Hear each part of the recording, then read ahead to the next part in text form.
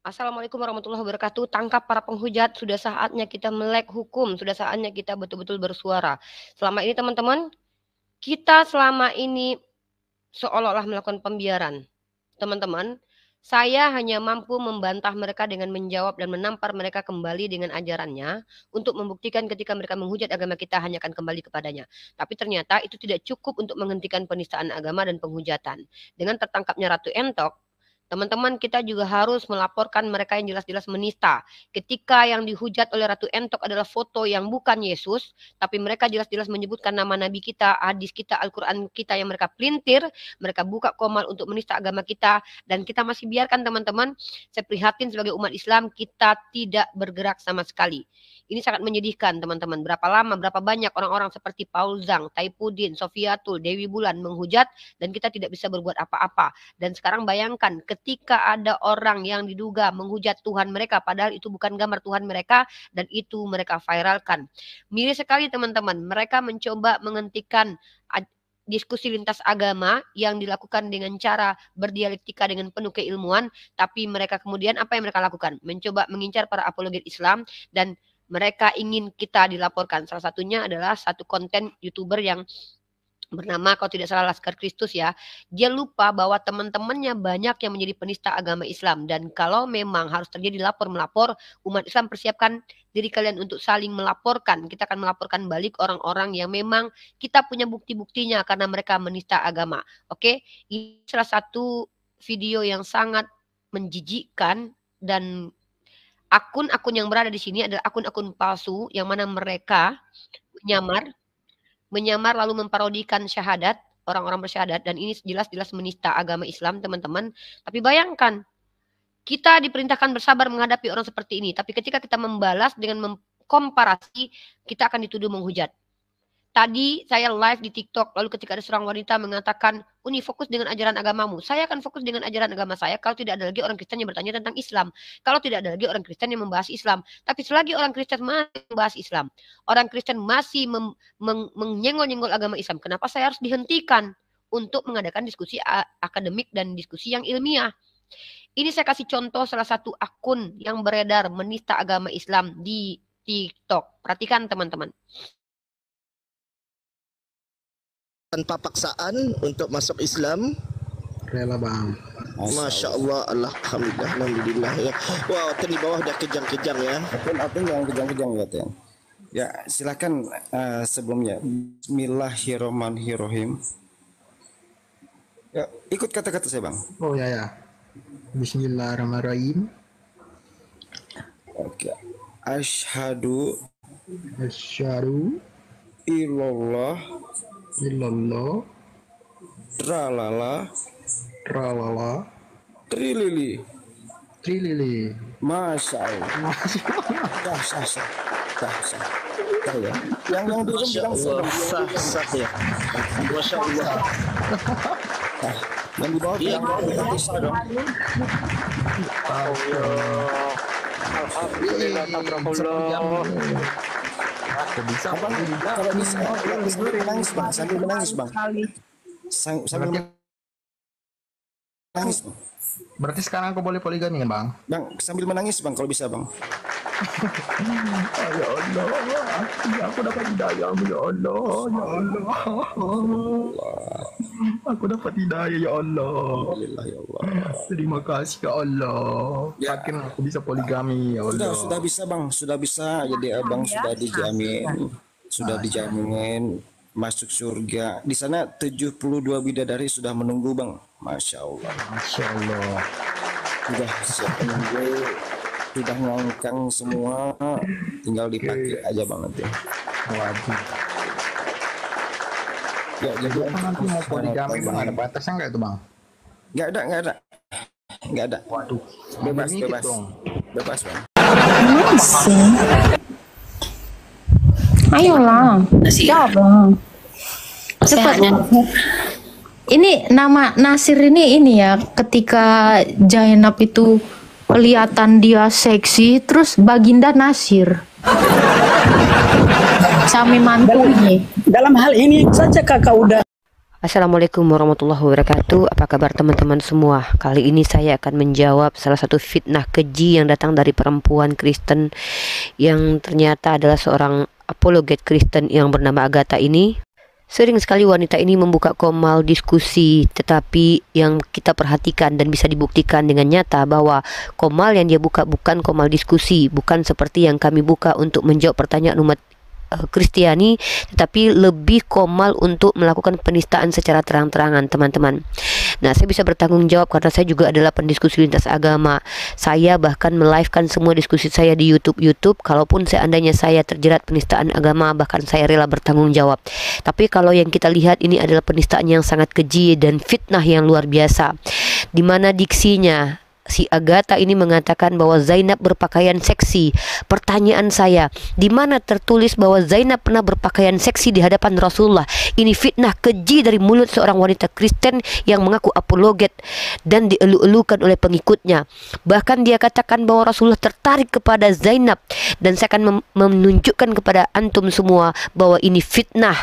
Yang perlu kita ketahui satu hal, kalau kita bicara perasaan orang lain, maka wajib orang tersebut yang menyampaikan perasaannya, karena tidak mungkin ada orang lain yang tahu perasaan seseorang. Termasuk saya tidak akan pernah tahu perasaan anak saya, isi perkataan hati dari suami saya, atau perkataan hati bahkan orang-orang yang ada di rahim saya, yaitu bayi yang ada di dalam rahim saya. Pasti saya tidak tahu apa isi hatinya, padahal dia berada di rahim saya. Bahkan bayi pun tidak akan pernah mendengarkan suara hati ibunya. Artinya, kalau Agatha mengatakan Nabi Muhammad memiliki ketertarikan kepada Zainab, maka Agatha harus mampu membuktikan satu dalil bahwa Nabi sendiri yang mengatakan bahwa Nabi tertarik kepada Zainab. Kalau itu literasi yang menuliskan bahwa pendapat daripada orang lain, maka saya akan membantahnya dengan tafsir Imam Al-Qurtubi jilid ke-14 dan halamannya kalau tidak salah 470. Ini tafsir berkaitan tentang surah Al-Ahzab ayat ke-37. Perhatikan teman-teman, saya akan membantah tuduhan dari wanita Kristen penghujat agama Islam ini, dan saya berharap wanita ini dipertemukan dengan saya untuk membahas satu tema dua arah, yaitu apa? Saya menantang Agatha membahas tentang bagaimana wanita diperlakukan dalam Islam dan Kristen, dan saya menantang kalau wanita ini punya ilmu. Tapi sayang sekali teman-teman, kami tidak akan pernah dibiarkan untuk lama di komal mereka. Berbeda dengan kami yang membuka komal, justru ingin mereka menjawab semua pertanyaan kami. Ini bukti bahwa kita tidak pernah takut dalam dialektika lintas iman yang akademis. Ini dia dalil bahwa semua fitnah dari Agatha itu terbantahkan. Ini dia data-data yang akan saya tunjukkan. Silahkan teman-teman buka tafsir Al-Qurtubi jilid ke-14 tentang tafsiran dari surah Al-Ahzab, dan lihat di halaman 470. Dan di sini teman-teman akan membaca bahwa seandainya Rasulullah SAW ingin menyembunyikan satu ayat, maka ayat yang ingin disembunyikan adalah ayat tentang, dan ingatlah ketika kamu berkata kepada orang yang Allah telah melimpahkan nikmat kepadanya, yaitu kepada Zaid bin Haritsah, anak angkat beliau, bukan anak kandung melainkan anak angkat. Ya, dan kamu juga telah memberi nikmat kepadanya. Maksudnya adalah dengan membebaskan dia dari perbudakan lalu mengangkatnya jadi anak. Inilah apa yang ingin, kalau seandainya ada ayat yang ingin disembunyikan oleh Rasulullah, ini yang akan beliau sembunyikan menurut para ulama. Teman-teman bisa melihat di halaman selanjutnya, para ulama berbeda pendapat mengenai penakwilan ayat ini. Ingat, ini adalah takwil teman-teman, tidak absolut, bukan sesuatu yang didengarkan dari lisan baginda Rasulullah Muhammad SAW. Ya, ulama diantaranya Qatadah, Ibnu Zaid dan At-Tabari dan beberapa ulama tafsir lainnya menyebutkan bahwa Nabi SAW memiliki sedikit ketertarikan terhadap Zainab binti Jahsy. Dan tahukah teman-teman, takwil ini dibantah di footnote yang bertanda kuning. Perhatikan bahwa di footnote itu dikatakan pendapat yang menyebutkan bahwa Nabi SAW memiliki ketertarikan terhadap Zainab binti Jahsy, padahal pada saat itu Zainab masih berstatus sebagai istri dari Zaid, dan beliau berharap Zaid akan menceraikan Zainab agar beliau dapat menikahi dengannya, adalah pendapat yang sangat rendah dan hina teman-teman. Ini dijelaskan di footnote-nya bahwa pendapat ini pendapat hina, pendapat batil bagi umat Islam. Walaupun kita sudah menjawab berkali-kali, tetapi kenapa perempuan Kristen bernama Agatha ini memaksakan yang tidak pernah dilisankan oleh Nabi Muhammad SAW bahwa beliau menyukai Zainab binti Jahsy dan menuduh Zainab menggunakan pakaian seksi di hadapan Nabi Muhammad SAW. Kekurangan ajaran wanita ini terbukti dengan tidak beraninya dia menghadapi saya ketika saya selalu menantang dia berdiskusi dua arah dengan tema bagaimana kedudukan perempuan di iman Kristen dan Islam. Teman-teman, bersabarlah kalau kalian menyaksikan apa yang dilakukan oleh wanita ini. Sementara saya bertanggung jawab setiap diskusi saya dengan kawan-kawan Kristen, saya mampu mempertanggungjawabkannya karena semua tertulis. Sebagaimana saya pernah membawakan satu literasi dalam Table Talk yang bahkan dikutip oleh Sarapan Pagi Biblikal, bahwa bahkan Martin Luther dalam Table Talk-nya mengatakan bahwa Yesus pernah berzina 3 kali. Apakah ini sebuah fitnah? Saya tunjukkan datanya. Perhatikan teman-teman, literasi ini adalah Sarapan Pagi Biblikal di mana temanya adalah tuduhan terhadap perbuatan yang tidak terpuji terhadap Yesus, di mana Ibu Rita Wahyu mencoba menjawab tuduhan-tuduhan terhadap Yesus. Tetapi di sini yang tidak bisa dibantah adalah bahwa betul Martin Luther pernah mengatakan dalam Table Talk-nya yang dikutip oleh beberapa scholar, bahkan dikutip oleh Sarapan Pagi Biblikal dan tidak dibantah bahwa betul Martin Luther pernah mengatakan hal tersebut.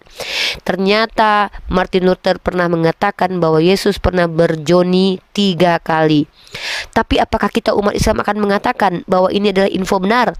Tentu kita tidak boleh mengatakan Tuhannya umat Kristen pernah berjoni 3 kali. Tetapi yang dilakukan oleh umat Kristen seperti Agatha justru mengambil literasi yang dibatilkan oleh para ulama sebagai tuduhan kepada umat Islam. Sementara pendapat para ulama itu tidak bisa dibenarkan karena ini berbicara tentang isi hati, pembicaraan seseorang di dalam hati yang mustahil diketahui kecuali orang tersebut yang berkata.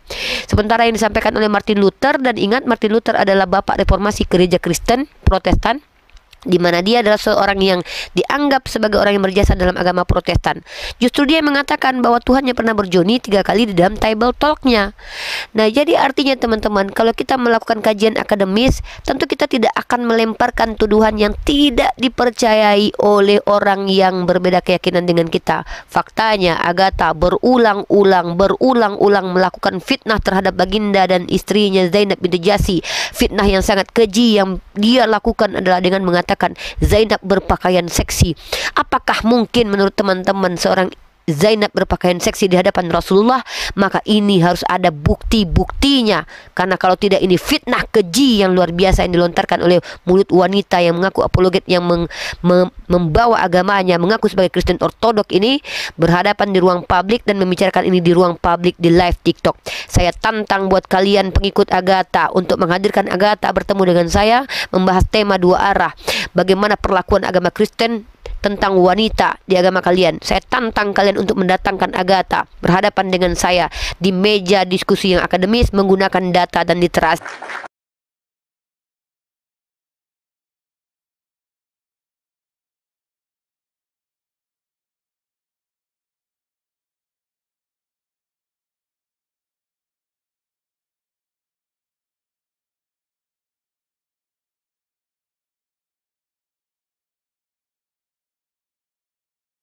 Oke, mohon maaf, saya pikir saya sudah terbuka mic-nya. Perhatikan teman-teman, itu adalah akun-akun yang dipastikan bukan Islam, yang mana mereka sengaja untuk membuat kericuhan dan penistaan di TikTok. Dan mereka adalah orang-orang yang pada dasarnya selama ini adalah orang-orang yang pernah masuk berdialektika dengan kami namun tidak mampu membantah argumen kami. Kami tidak akan pernah melakukan hal yang serupa, membuat akun kloningan lalu menghina dan menghujat Yesus dan memparodikan ajaran Kristen. Tapi itu dilakukan oleh orang yang sekarang justru disupport oleh Kristen. Siapa itu? Logika. Logika pernah memparodikan Yesus dan Logika pernah menginjak Bible. Tahukah kalian? Ketika mereka katakan mereka mengasihi Logika, karena Logika kembali menyerang kami, menyerang saya dan menyerang Mazuma, tapi mereka mengatakan mereka melaporkan Ratu Entok karena bentuk meminimalisir penghujatan. Tapi ketika Logika menginjak Bible-nya, mereka tidak melaporkan. Perhatikan teman-teman, inilah siasah atau politik dari mereka. Dan teman-teman harus tahu Bukan hanya ini penistaan yang akan kita temui. Saya sudah rekam beberapa video penistaan agama dan yang membuat saya menjadi apologet diantaranya adalah video berikut ini adalah video Agatha dan jawaban saya terkait apa yang disubhatkan oleh Agatha. Dan kemudian berikut ini setelah video Agatha, silakan kalian lihat ada video Jeki Sembiring mempelintir hadis, juga video Lina Wijaya yang mempelintir hadis. Dan silakan kalian lihat, ini dia videonya.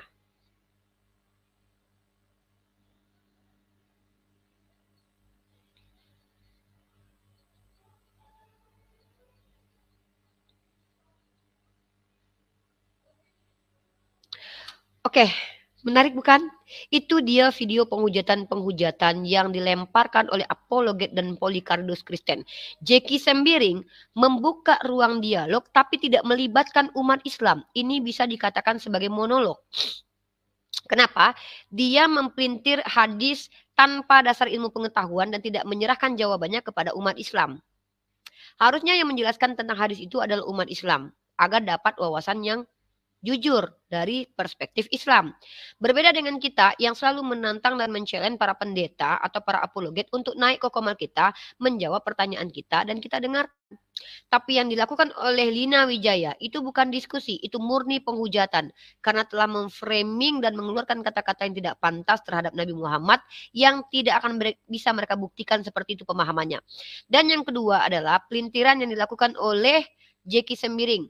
Ya, ketika Lina Wijaya mengatakan bahwa ya di situ tentang keadaan di surga, sungguh apapun penjelasan Lina Wijaya tentang surga Islam itu pasti terbantahkan karena dalam literatur Islam surga itu adalah sesuatu yang dijanjikan. Tidak ada satupun manusia bisa memastikan. Jadi kalau ada orang yang mempelintir bagaimana surga di dalam umat Islam, maka dipastikan dia berbohong dan menyebarkan kabar fitnah dan hoax. Kenapa? Surga itu adalah sesuatu yang dijanjikan oleh Allah. Belum ada mata yang melihat, belum ada telinga yang mendengar, belum ada lisan, maksudnya belum ada manusia yang betul-betul melihat surga, kecuali dinampakkan kepada baginda Muhammad SAW.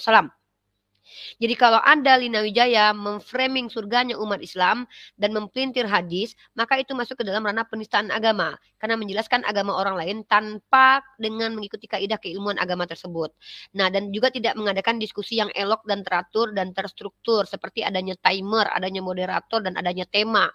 Ini yang selalu kami lakukan sebagai umat Islam. Dan yang kedua adalah apa yang dilakukan oleh Jeki Sembiring. Mencoba menjelaskan tentang Bible kepada bukan orang Islam. Itu ada si Alberto di situ ya teman-teman. Nah jadi ketika si Alberto tidak mau menjelaskan tentang hadis tersebut, maka Jeki Sembiring yang menjelaskannya. Ini termasuk pelintiran ya.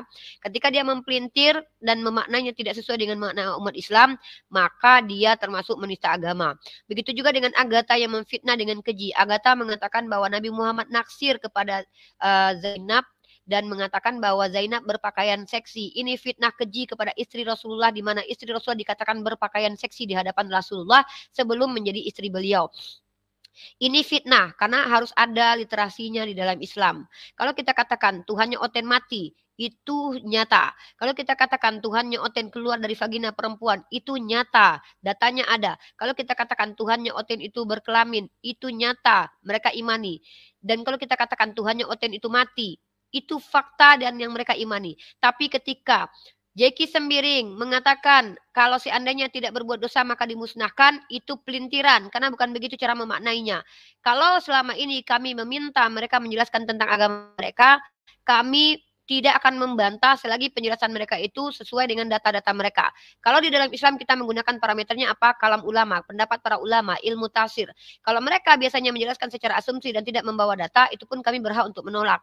Maka diskusi ilmiah yang terjadi antara umat Islam dan umat Kristen lebih dicontohkan oleh umat Islam, dan itu saya sendiri adalah pelakunya. Di mana saya ingin umat Kristen justru bertanya tentang agama Islam, bukan bertanya tentang agama Kristen. Tapi kalian tahu sendiri, kalau mereka sudah mulai menghujat agama Islam, maka saya adalah orang yang tidak akan membiarkan mereka menista dengan cara melakukan komparasi. Jadi umat Islam, teman-teman, kalaupun mereka sekarang ada planning untuk melaporkan, Kami tidak pernah takut, karena kami justru orang yang selama ini menunggu ketika mereka melaporkan dengan menyiapkan data-data dan bukti bahwa kami layak dikatakan penista agama. Namun, kami juga akan melaporkan kembali orang-orang yang telah menuduh kami tanpa bukti dan dasar dengan pencemaran nama baik. Dan itu pasti kami lakukan dengan kuasa hukum kami. Karena kami juga tidak akan tinggal diam ketika kami sudah berjuang menjawab syubhat mereka, membantah penipuan mereka, membantah fitnah mereka, lalu kami akan membiarkan diri kami terjolimi begitu saja. Tidak akan pernah. Maka kita harus tunjukkan siapa penista sebenarnya. Oke, kalau kita bicara tentang agama, agama Islam itu tidak mengizinkan penistaan terhadap sembahan orang lain. Wala tasubbul ladzina yad'una min dunillahi fayasubbullahu adwan bighairil ilmi. Jangan menghujat sembahan orang lain karena mereka akan menghujat Allah dengan tanpa ilmu. Artinya, secara ajaran kita dilarang untuk menghujat sembahan orang lain. Maka seandainya saya tidak mengikuti ajaran saya, maka saya punya konsekuensi dosa. Seandainya saya melanggar undang-undang saya, maka konsekuensinya pidana. Dan saya selama ini berusaha untuk ikuti semua aturan yang berlaku. Tetapi kalaupun saya ternyata terbukti bersalah, saya siap mempertanggungjawabkan diri saya sebagai seorang yang penuh dengan kesalahan. Tapi ingat, saya tidak akan berdiam diri ketika para penista-penista ini justru dibiarkan lepas begitu saja. Lina Wijaya, Agatha, Sofiatul, kemudian para apologet-apologet Kristen seperti Mikana yang juga ikut-ikutan membahas agama Islam di komalnya masing-masing. Saya mau negara kita ini betul-betul adil. Kalau memang harus memenjarakan semua penista agama, maka semuanya harus kita laporkan, teman-teman. Maka kita punya datanya, video-videonya kita punya. Nah, contoh, saya dituduh menistakan agama Kristen karena menganalogikan Tritunggal seperti seumpama kelamin. Dasarnya ada. Dasarnya Yeskiel pasal 23 nomor 1 sampai 20. Di mana Tuhan yang umat Kristen mengumpamakan persundalan Yerusalem dan Samaria dengan persetubuhan. Bahkan dasar saya adalah argumentasi dari seorang apologet Kristen dari Malaysia bernama Pak JJ, dan saksinya ada Pak Lopot, Bang Handi, dan juga Bang Dewa, para apologet yang mendengarkan Pak JJ sendiri mengatakan Tritunggal itu seperti kelamin. Dan itu bukan argumen yang datang dari saya. Dan juga argumen dari pihak Kristen sendiri yang mengatakan, ketika saya tanya, apakah tangan Yesus adalah Yesus? Iya. Apakah kelamin Yesus adalah Yesus? Mereka jawab iya. Artinya mereka sendiri mengimani bahwa Tuhannya sendiri adalah kelamin ketika mereka mengatakan kelamin Tuhan adalah Tuhan. Maka teman-teman, kita sebagai umat Islam punya parameter penghujatan. Pertanyaannya, apa parameter penghujatan di agama Kristen? Kenapa? Ketika mereka mengimani Tuhannya diibaratkan dengan hewan seperti domba, mereka tidak katakan itu menghujat. Ketika kita kembalikan kepada mereka, bukankah kalian mengumpamakan Tuhan kalian dengan domba? Maka kita dikatakan menghujat. Ketika mereka percaya Tuhannya mati, mereka katakan mereka tidak menghujat. Ketika mereka beriman bahwa di Galatia pasal 3:13 Tuhannya terkutuk, mereka katakan mereka tidak menghujat. Ketika mereka katakan bahwa Yesus dengan gambaran dalam Bible itu bukanlah kenistaan terhadap Yesus, tapi ketika kita yang mengungkap itu ke publik, kita dikatakan penghujat.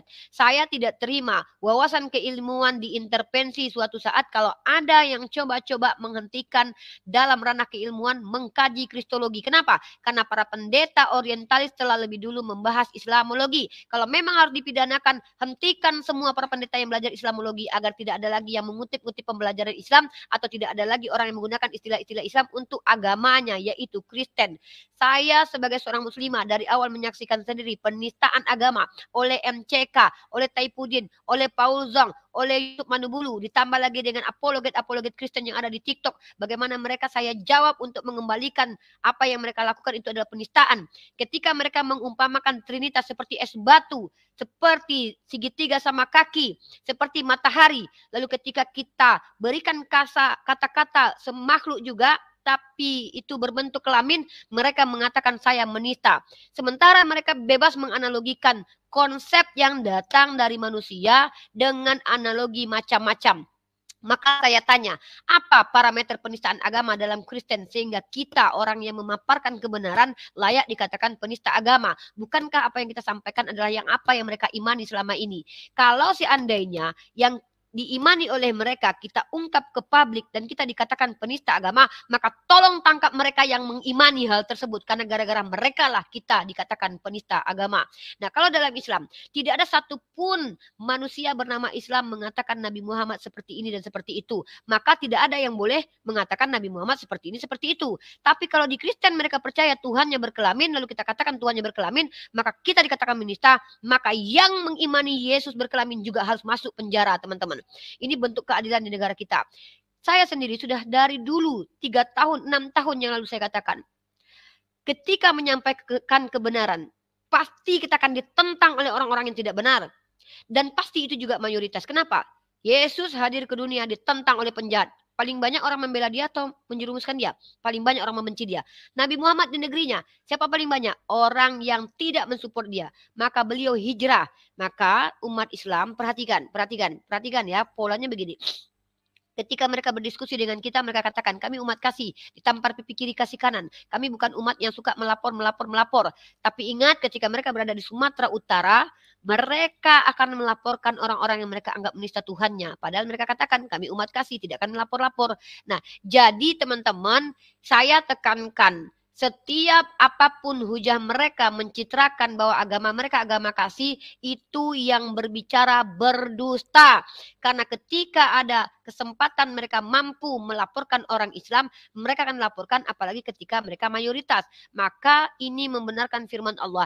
Jangan menjadikan aulia mereka. Jangan menjadikan mereka aulia sehingga mereka akan berbuat zalim kepada kita. Kenapa? Karena sejarah itu pasti akan berulang, teman-teman. Perhatikan polanya. Gilbert Lumaindong itu menghina zakat, tidak masuk ke dalam penjara. Jadi di sini takutnya negara kita ini berpihak kepada yang punya uang. Kalau uang yang lebih banyak, Polikardos mensupport Kapolda Sumut untuk menangkap orang yang dikatakan penghujat, maka pertanyaannya adalah kenapa tidak ditangkap Gilbert Lumaindong? Kalau Gilbert menghina zakat, kalau Ustadz Abdul Somad bukan menghina salib, tapi menyatakan tentang salib sesuai dengan keyakinan umat Islam. Datanya ada. Nah, kalau Gilbert tidak ada kaitan agama dia dengan zakat, tapi dia melecehkan zakat, tapi dia dibebaskan. Makanya saya bingung, apa parameter penistaan agama dalam Kristen?